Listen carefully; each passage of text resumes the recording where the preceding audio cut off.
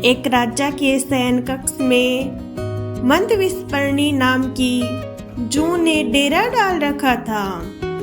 रात को जब राजा सोने जाता तो वह चुपके से बाहर निकलती और राजा का खून चूसकर फिर अपने स्थान पर जा छिपती।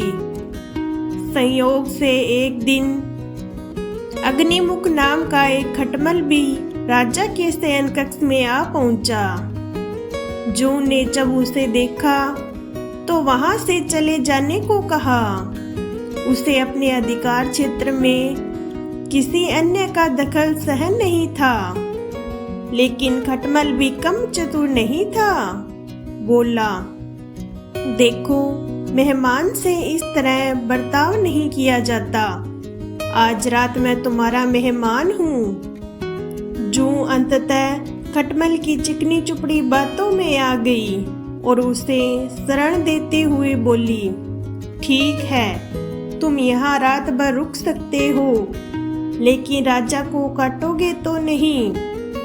उसका खून चूसने के लिए खटमल बोला, लेकिन मैं तुम्हारा मेहमान है, मुझे कुछ तो दोगी खाने के लिए, और राजा के खून से बढ़िया भोजन और क्या हो सकता है। ठीक है, जूं बोली, तुम चुपचाप राजा का खून चूस लेना, उसे पीड़ा का एहसास नहीं होना चाहिए। जैसा तुम कहोगी बिल्कुल वैसा ही होगा।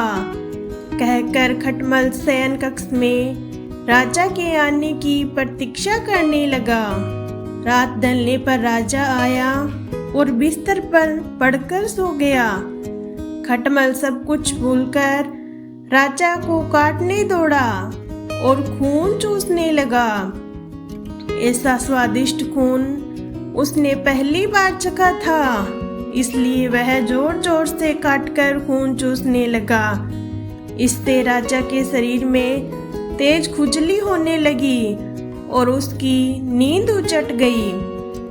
उसने क्रोध में भरकर अपने सेवकों से काटने वाले जीव को ढूंढकर मारने को कहा।